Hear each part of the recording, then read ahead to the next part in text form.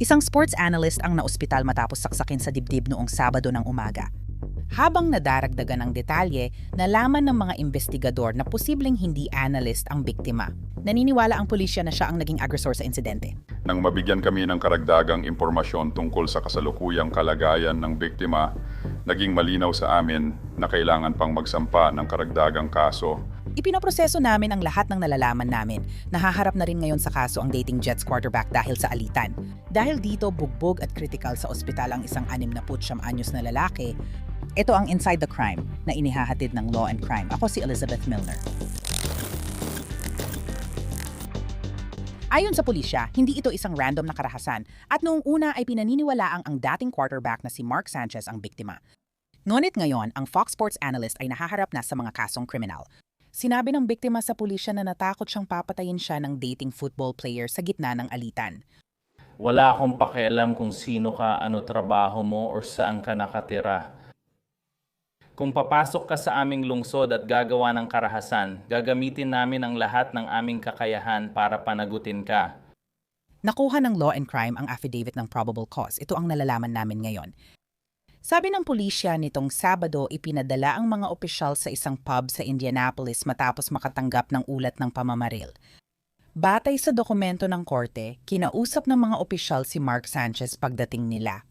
Si Mark Sanchez ay nagtamo ng maraming saksak, ngunit pagkatapos ay natagpuan ng pulisya ang isa pang tao sa isang eskinita malapit doon. Ang taong ito na tinukoy lamang sa dokumento ng korte bilang PT ay may sugat o hiwa sa kanyang kaliwang pisngi. Agad na dinala ng emergency medical services ang dalawang lalaki sa ospital. Ngayon nang kausapin ng mga pulis ang sports analyst para kunin ang kanyang pahayag, sinabi umano niya na ang natatandaan lang niya ay ang pag-abot sa bintana. Ayon sa pulisya, hindi niya matandaan ang nangyari at hindi niya alam kung sino o saan siya sinaksak. Nasa Indianapolis si Mark para mag-cover ng laro ng Colts at Raiders sa Fox Sports. Napansin ng mga kasamahan niya ang pagkawala niya sa laro kahapon. Sinabi ni Kurt Menafee nung linggo, Biyernes ng gabi sa Indianapolis. Isa sa aming koponan, si Mark Sanchez, ay nasangkot sa isang insidente na sinusubukan pa rin naming maintindihan. Ang aming mga dasal at pag-aalala ay kasama ni Mark at ng kanyang pamilya at lahat ng mga sangkot. Ayon sa Fox Sports nitong weekend, nasugatan si Mark Sanchez sa Indianapolis noong Sabado at nagpapagaling ngayon sa ospital at nasa maayos na kalagayan. Lubos kaming nagpapasalamat sa medical team para sa kanilang natatanging pag-aalaga at suporta. Ang aming mga dasal at pag-iisip ay kasama ni Mark at hinihiling namin na igalang ng lahat ang kanyang at ng kanyang pamilya ang kanilang privacy sa panahong ito. Bumalik ang mga pulis sa pinangyarihan upang alamin ang totoong nangyari at doon nila natuklasan na may surveillance video ng insidente. Ayon sa mga dokumento ng korte, may dalawang hotel na matatagpuan sa magkabilang panig ng eskinita kung saan naganap ang insidente. Unang pumunta ang investigador sa Weston Hotel para tingnan ang surveillance video pero ayon sa ulat, mababa ang kalidad nito. Nang pumunta ang investigador sa kabilang hotel para suriin ang video, nakausap nila si Bibi na ayon sa mga dokumento ng korte ay nasaksihan ng alitan. Ayon umano kay Bibi, sinabi niya sa mga investigador na nakita niya ang isang mas malaking lalaki na nakasuot ng itim na damit at isa pang lalaki na isang truck driver na nagkakausap. Noong una, inakala ni Bibi na magkaibigan ang dalawang lalaki at hindi niya ito masyadong pinansin. Napansin niyang nagre-record ang dalawang lalaki gamit ang cellphone nila. Nakita ni Bibi ang dalawang lalaki na lumipat sa kabilang bahagi ng truck ng driver. Nakita niya ang driver ng truck na natumba at may lalaking nakaitim na damit sa ibabaw. Sabi ng korte, akala ni Bibi nagwa-wrestling lang sila. Tumakbo ang lalaking nakaitim palayo habang nanatili ang driver malapit sa truck. Di alam ni Binibining ang lahat ng nangyari at napansin lang niyang seryoso ito nang dumating ang mga pulis. Nang tingnan ng mga investigador ang surveillance video sa kabilang hotel, mas malinaw nilang nakita ang di umano'y pangyayari. Sabi ng pulisya, ipinakita sa video mula Indianapolis Marriott ang isang lalaking pinaniniwalaang si Mark Sanchez na tumatakbong pahilaga sa eskinita. Tumakbo si Mark papunta sa malaking box truck na nakapark sa loading docks ng Weston Hotel. Base sa ulat, nakita siyang pumunta sa likod ng truck at muling lumitaw pero tuloy pa rin sa parehong direksyon. Pagkatapos may nangyari. Si Mark Sanchez, ayon sa nakita ng mga investigador sa surveillance video, ay muling lumitaw at naglakad papunta sa kabaligtarang direksyon. Lumapit siya ulit sa delivery truck at sa pintuan ng driver. Kinilala sa korte bilang PT ang isa pang lalaki ay empleyado ng kumpanyang eksperto sa pag-recycle at pagtatapon ng mantikang ginagamit sa komersyal na pagluluto ayon sa pulis. Mas mahalaga, nagtatrabaho siya nang mangyari ang insidente. Sabi ng pulisya, nilapitan ni Mark ang pintuan ng driver ng truck. Binuksan niya ang pinto at nagsimulang makipag-usap kay PT. Nagpatuloy ito ng ilang minuto. Pagkatapos ay nakita si PT na naglalakad papunta sa mga pintuan ng security office ng Marriott. Sabi ng pulisya, wala na sa surveillance video si PT pero si Mark ay nakitang nakatayo sa harap ng truck. Maya-maya, nakita si PT na lumalapit sa passenger side ng truck at tinawag si Mark na sumunod. Pagkatapos, pumunta si PT sa driver's side at sinasabing sumunod agad sa kanya si Mark. Nagkaroon ng interaction ang dalawa sa may pintuan ng driver's side. Pagkatapos, naglakad si PT papunta sa harapan ng truck at sinasabing muling sumunod sa kanya si Mark Sanchez. Pagkatapos, pumunta si PT sa likod ng truck at sinundan ulit siya ni Mark. Tala ng pulis. Ayon sa video, hinabol ni Mark si PT at makikitang hinawakan siya ng sports analyst at itinapon sa pader ng Westin Hotel. Bilang reporter, abala ako kaya kailangan ko ng lakas para masigla buong araw. Maraming supplements at merienda bar ang nakakalito dahil sa magugulong label at komplikadong sangkap. Kaya naman gustong-gusto ko ang ginagawa ng sponsor natin, ang Equip, dahil iniisip nila ang malinis na nutrisyon. Mahalaga sa kanila ang tunay na pagkain, malinaw na pinagmulan, third-party na pagsusuri, at walang toxin o lihim na pampalabnaw. Ang kanilang Prime Bar ay hindi lang basta protein bar, isa itong superfood bar na parang panghimagas ang sarap. Imbes na syrup at seed oil, gawa ang Equip sa tunay na sangkap tulad ng 20G pasture-raised na protina dates at pulot. Lagi akong may kahon nito para sa natural na tamis kapag gusto ko ng matamis at pwede mo ring gawin ito. Sa equipfoods.com/insidethecrime, magugustuhan ninyo kung gaano kalinis at kasarap ang mga bar na ito. Magiging paborito ito sa bahay hindi lang para sa iyo kundi para sa buong pamilya mo. At saka, may napakagandang alok ang Equip para sa mga tagapanood ko. I-click ang link or bisitahin ang equipfoods.com. I-type ang /insidethecrime at gamitin ang promo code na InsideTheCrime para makakuha ng 20% diskwento sa unang order mo. 35% diskwento sa unang subscription. Salamat Equip sa paggawa ng top bar at pakikipag-partner sa akin ngayon. Mahalaga ring tandaan ang nalalaman natin kay PT. Bukod pa rito, isa siyang truck driver at 69 na taong gulang. Base sa dokumento ng korte, itinulak umano ni Mark Sanchez ang 69 anyos na lalaki sa pader at nag-away sila pagkatapos. Nagpatuloy ang laban malapit sa basurahan at pagkatapos ay nagsimula silang mag-away papunta sa gitna ng eskinita. Itinulak daw ni Mark si PT sa lupa. Tumayo si PT tapos saglit lang tumayo si Mark Sanchez bago tumalikod at tumakbong pahilaga. Nang tanungin si PT, halos tugma ang kanyang sinabi sa nakita ng investigador sa video. Sinabi niya sa investigador na binuksan ni Mark ang pinto ng driver at bumaba si PT sa truck. Nag-uusap ang dalawa dahil, sa hindi malamang dahilan, sinabi ni Mark sa kanya na hindi siya pwedeng manatili sa loading dock at nakausap na raw ni Mark ang manager ng hotel. Sinabi ni PT sa mga investigador na hindi niya sinuot ang hearing aids dahil sobrang ingay ng truck niya. Kaya kinailangan niyang lumapit para marinig ang sinasabi ni Mark. Nang lumapit si PT para marinig ang sinasabi niya, sinabi niya na amoy alak si Mark at malabo ang kanyang pananalita. Sabi ni PT na lito siya kaya kinontak niya ang manager para alamin ang nangyayari. Kahit na maaring makilala ng mga tagahanga ng sports si Mark Sanchez, wala talagang ideya si PT kung sino siya dahil sa una akala niya ay manager ng hotel si Mark Sanchez. Dahil mukhang maayos ang kanyang pananamit at maayos ang kanyang itsura. Pagkatapos, umakyat daw si Mark sa truck, yumuko sa upuan ng driver at sumilip sa gitna ng mga upuan. Sinabihan ni PT si Mark na bawal siyang sumakay sa truck kaya bumaba siya, ngunit inulit pa rin ni Mark ang sinabi. Nakausap niya ang manager pero ayaw ni PT palitan ang mantika sa fryer na trabaho naman niya. Sinubukan ni Mark pumasok muli sa truck pero sinabi ni PT na bawal siyang pumasok. Tinangkatawagan ni PT ang manager niya pero pinigilan siya ni Mark. Kinumpirma ni PT sa pulis na patuloy siyang sinundan ni Mark habang kinukuha niya ang cellphone niya. Nang sinubukan niyang kunin ito mula sa passenger side, hinarangan siya ng dating quarterback, ganun din nang sinubukan niyang kunin ito mula sa driver's side. Ayon sa ulat, itinulak ni Mark si PT at naramdaman ni PT ang panganib sa sarili niya. Kinuha niya ang pepper spray sa bulsa at inispray sa mukha niya. Sinabi ni PT sa mga detective na tila naapektuhan si Mark Sanchez ng pepper spray sa una, pero pagkatapos ay pinunasan ng dating manlalaro ng football ang kanyang mukha at nagsimulang di umano'y lumapit kay PT. Sabi ni PT sa detective, akala ko papatayin ako ng taong ito, kaya binunot ko ang kutsilyo tapos sumugod si Mark Sanchez. Sabi ni PT sa mga detective, 2 o 3 beses niyang sinaksak si Mark Sanchez gamit ang kutsilyo. Natagpuan niyang lumilipad pabalik sa basurahan at bumagsak sa mga paleta. At pagkatapos, nang nasa lupa na siya, sinabi niyang hindi niya alam kung ano ang ginagawa umano sa kanya ni Mark Sanchez. Hindi alam ni PT kung sinuntok o hinampas siya ni Mark Sanchez. Ang nakita lang niya ay ang mga paa ni Mark Sanchez na papalapit sa kanya at inisip niyang ito ay usapin ng buhay o kamatayan. Nagawa ni PT na makatayo kahit papaano at nasaksak niya ulit si Mark Sanchez. Mukhang nagulat si Mark Sanchez. Matapos ang huling saksak, dahan-dahan siyang tumalikod at tumakbo. Ipinakita ng pamilya ni PT ang nakakatakot na larawan ng resulta ng alitan. Sobrang nakakakilabot ng mga larawan kaya hindi namin ito maipapakita ng hindi binablur ang malaking bahagi nito. Makikita mo siya sa kama ng ospital, may malaking sugat sa kaliwang pisngi, naka-neck brace at duguan. Ikinuwento ng pamilya ni PT sa FOX 59 na nasugatan siya sa laban at tumagos ang sugat sa kanyang pisngi at tinamaan ang kanyang dila.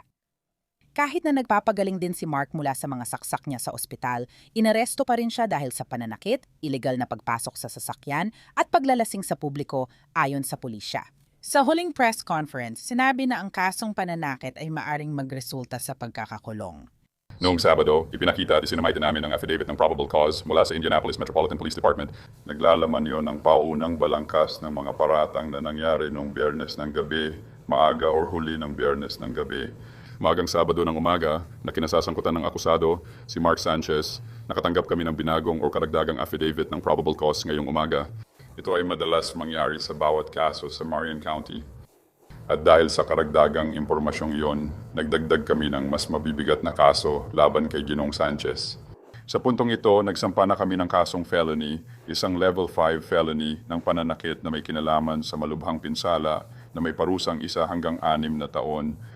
Nang mabigyan kami ng karagdagang impormasyon tungkol sa kasalukuyang kalagayan ng biktima, naging malinaw sa amin na kailangan pang magsampa ng karagdagang kaso. Merong affidavit ng probable cause na isinumite sa korte ngayong araw na naglalaman ng karagdagang information na aming natanggap. Salamat sa pagsisikap ng investigation at monitoring ng paglabag kaya naman nagawa naming magsampa ng mga kaso. Pero gusto kong maging malinaw tungkol dito. Wala akong pakialam kung sino ka, ano trabaho mo, or saan ka nakatira.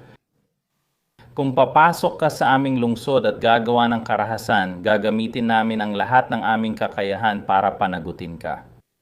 Mga simpleng alitan lang gaya ng paradahan at ikaw tuloy-tuloy ang listahan. Na nakita natin itong mga nakaraang taon, itong mga malulungkot na kaso na nauuwi sa karahasan dahil may dalang sandata ang isang tao, anuman ang klase nito. Maswerte tayo dahil wala pang namamatay ngayon. Dahil sa insidenteng ito na may kinalaman sa kutsilyo, pero tiyak na mas marami ang may baril. Kailangan nating mag-ingat habang sinisimulan at hinaharap ang mga alitan sa komunidad. 1 hanggang 6 na taong kulungan ay matagal. Talakayin natin ang nalalaman natin kasama si Dan Lust, isang abogadong pang-sports. Dan, salamat sa pagsama ngayon. Ano masasabi mo sa bagong balita sa kaso ng pananaksak kay Mark Sanchez? Kasi, nung una nating narinig ang kwentong ito, inakala natin na si Mark Sanchez ang biktima. Ngayon, iniisip ng mga pulis na siya ang posibleng agresor?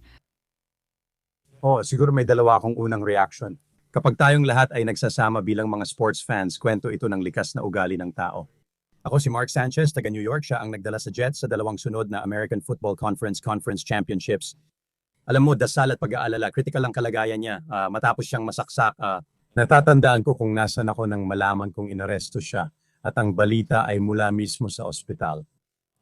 At sa tingin ko, yung isa pang bahagi na pareho ring nangangailangan ng sandaling pagninilay. Dati ay misdemeanor lang pero ngayon felony na. Kaya umabot na ito sa ibang level at isa ito na masaya akong ipaliwanag sa'yo pero nakakabahala talaga. Oo, tama ka. At alam mo, si Mark Sanchez, base sa natatandaan ko sa lahat, parang palagi siyang may malinis at maayos na imahe. Pero nagulat ka ba sa umano'y ugali niya? Dahil sa pagbabasa ng mga dokumento ng korte, parang siya talaga ang nang-aasar doon sa truck driver na nagtatrabaho lang naman. At sa totoo lang, hindi lang ito tungkol sa akin. At maalala mo kung sino siya mula sa gilid. Hindi ka tatanggapin bilang tagapagbalita sa NFL kung may issue ka, di ba? Hanggang ngayon, ganun pa rin. At titingnan natin kung may ilalabas na pahayag ang Fox Sports sa mga susunod na araw. Pero si Mark Sanchez ay naging tagapagbalita sa NSOFL. Nagkaroon siya ng matagumpay na karera sa NSOFL. Hindi siya Hall of Famer o Super Bowl winner. Alam mo, hindi siya kasing galing ni Tom Brady, pero nakapasok siya sa Fox Sports dahil magaan siyang kasama, kaaya-aya, at maayos magdala ng sarili. Kung may masamang record ka, mahirap makakuha ng ganong trabaho. Kaya hindi talaga para sa atin yon. Ito ang Fox Sports, isang multi-billion dolyar na studio na gusto siyang gawing kinatawan ng kanilang produkto. At tandaan mo, nasa Indianapolis siya para mag-cover ng laro na gaganapin kinabukasan. Kaya hindi mo ilalagay ang tao sa ganong sitwasyon kung alam mong may problema siya, di ba? Kaya nakakagulat talaga ang nangyari. Nang makita ko ang litrato ng biktima, talaga namang nakakakilabot.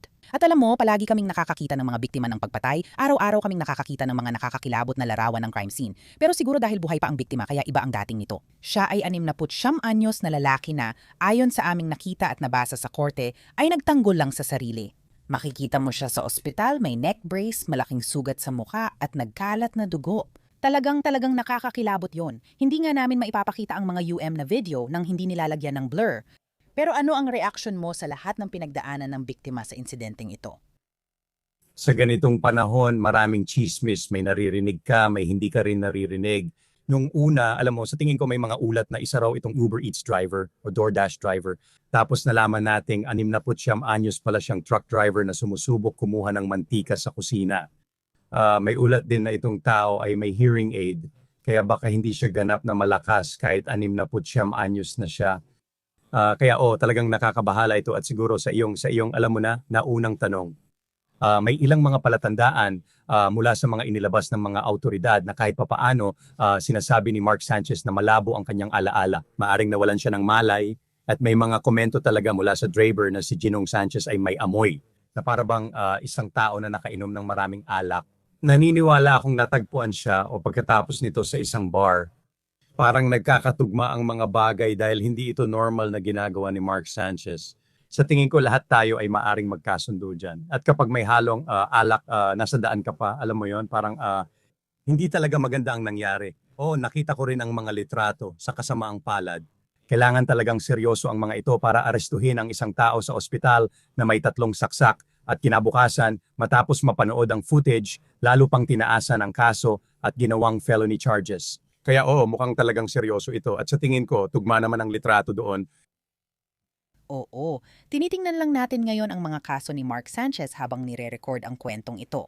Kasong pananakit ito na pwedeng magresulta sa 1 hanggang 6 na taon na parusa. Pagdating sa kung saan maaaring humantong ang kasong ito, sa tingin mo ba posible na si Mark Sanchez ay maaaring makulong o mapatawan ng sentensya sa bilangguan? Alam mo, ilalagay ko ito sa ganitong paraan, linggo 5 na ng Enter FL season. Akala ko, kahit tumataas na ang mga kaso laban sa kanya, makakabalik pa rin siya sa booth bago matapos ang season. Ikaw, hindi ko muna iniisip ang susunod na mga buwan ngayon. Ibig kong sabihin, malabong mangyari, pero sa tingin ba natin ay maaari siyang makulong? Ibig kong sabihin, depende rin yan sa tindi ng mga tinamo ng biktima, di ba? Kung tuluyang gumaling siya, baka medyo iba ang kalalabasan. Pero sa ngayon, di ba? Ganito kasi ang itsura ng sitwasyon. Yung di mo maipakitang malinaw ang mga larawan, patunay na seryoso ang nangyari. Sabi sa mga ulat at saksi, si Mark Sanchez ang naging agresibo. At nagpatuloy siya sa paghabol sa taong ito at talagang naging dahilan base sa mga kasong isinampa ng matinding hakbang ng pagtatanggol sa sarili. Kaya, ibig kong sabihin, kung mapapatunayan lahat ng yan, tiyak na nakikita kong uusad ito sa korte. At tungkol naman sa sinabi ng pulisya, kahit noong press conference, sinabi nilang maswerte si Mark Sanchez na nakaligtas pa siya. Maaaring pareho pang buhay ang 2 biktima dahil posible ring baril, hindi kutsilyo, ang hawak ni PT ayon sa korte. Maaari talagang naging isang nakamamatay na alitan nito. Ano ang reaction mo sa sinabi ng pulis na pwedeng mas malala pa ang nangyari at kahit ngayon ay masama na pero pwede pa itong lumala, ano masasabi mo? Sa totoo lang, isipin mo na lang kung ano ang ibig kong sabihin tayo. Pinagdugtong-dugtong pa rin namin ang ilang mga detalye. Pero alam namin na may hindi bababa sa 2 lugar kung saan nangyari ang ilang bahagi ng insidenteng ito. Alam namin na sa isang eskinita, di ba? Gaano kalapit ang isang eskinita, di ba? Harap-harapan kayo. Hindi naman ito parang nasa isang bukas na parang kayo, di ba? Base sa mga kaso ni Mark Sanchez, tila nasa loob talaga siya ng cab ng truck sa ilang bahagi ng mga pangyayari. Kaya 2 napakalapit na espasyo yon. At yung mga saksak na ganong kalapit na wala ka ng ibang mapupuntahan. Hindi na ikinagugulat ng kahit sino ang mga posibleng nakamamatay na saksak. At kinailangan si Ginong Sanchez na ma-hospital. Pero sigurado. Pwede sanang siguro at malalaman natin balang araw. Maaring ilang pulgada na lang ang layo mo kung tinamaan ko ang ugat or mas malala pa. Pero hindi. Hindi ako nabibigla dyan kahit kaunti. Pero ulit, hindi lang ito basta, alam mo yon, nasa isang bukirin o parke o anumang uri ng matagalang pagbilad. Nangyari ito sa 2 magkalapit na lugar kung saan naganap ang mga pananaksak. Gaano kahalaga ang surveillance video sa investigador habang inaalam nila ang tunay na nangyari? Kasi sa simula, inakala ng mga tao na si Mark Sanchez ay biktima lang ng isang random na marahas na pag-atake. Sa tingin ko, malaking tulong ang surveillance video para malaman ang totoong nangyari. Oo, alam mo sa tingin ko, yung surveillance talaga, siguradong sa tingin ko sobrang nakatulong yon. Meron parang may isa, alam mo, bystander na nakakita ng ilan, pero hindi lahat, hindi rin siya sigurado. Oo, dapat bigyan ng credit ang mga autoridad sa mabilis nilang pagbuo ng detalye. Alam mo, naalala ko lang ulit kung nasan ako nung nakita ko na, alam mo, na kinasuhan na siya. At sigurado akong sinasabi nito na hindi ito ang inakala ng mga tao nung una. Si Mark Sanchez, tulad ng nabanggit mo, ay kilalang personalidad sa football kaya nakakagulat ito sa kanya. Kaya sa lahat ng paraan, pasok talaga ito sa lahat ng pamantayan ng napaka-espesyal at kakaibang kwentong talagang sinusubaybayan ko. Sa ngayon, nagtatrabaho pa rin si Mark Sanchez sa Fox Sports. Pero pagdating sa posibilidad na magbago yun, sa tingin mo ba posible yun? Ibig kong sabihin, at ako sigurado, nagtatrabaho ako sa larangan ng football ng malapitan. Sinasabi namin na may karapatan ka, hindi lang pribilehiyo na magtrabaho bilang professional na atleta. Ganon din sa broadcasting, sa dami ng pumapasok sa National Football League kada taon, mas kakaunti pa ang nagkaka-career sa broadcasting matapos maglaro. Kung gaano kabilis pinalitan si Mark Sanchez sa broadcast nung linggo, ganon din siya kabilis mapapalitan muli. Mas permanenteng paraan pinag-uusapan sa broadcast ang ABC at D-Team. Ayoko sanang gumamit ng football analogy pero parang next man up nga. Walang sino man ang garantisado sa kanilang papel, walang sino man ang garantisado ng full-time na trabaho bilang isang broadcaster kung may nagawa kang maaaring magdulot ng mas mabigat na resulta tulad ng kasong kriminal na pwedeng sumira sa iyong karera. Kung may nagawa kang isang bagay na umaabot sa kasong felony, lalo na kung may biktima na 69 na taong gulang, ibig kong sabihin, ibang antas na iyon kumpara sa sabihin na nating maliit na paglabag. Kaya ako, alam mo, ayoko nang masama sa iba, pero duda akong makakabalik pa siya sa ere ngayong taon. Tingnan na lang natin ang susunod. Napakabigat ng mga paratang at may biktima pang nagpapagaling sa ospital. Oo, patuloy naming susubaybayan ito habang hinihintay ang karagdagang detalye. Salamat sa pagsama, Dan. Pinahahalagahan ko talaga oras at pananaw mo sa kaso. Walang anuman kahit kailan. Sa oras ng pagre-record na ito, hindi pa naglalabas ng pampublikong pahayag si Mark Sanchez tungkol sa kanyang pagkakaaresto at mga kasunod na kaso, ayon sa mga online na talaan. Sa ngayon, hindi siya nasa kustodya ng kulungan. Ayon sa ulat, nasa ospital pa rin siya ngunit nasa maayos na kalagayan. Patuloy naming susubaybayan ang kasong ito habang may bagong detalye. Salamat sa panonood ng episode na ito ng Inside the Crime. Ako si Elizabeth Milner.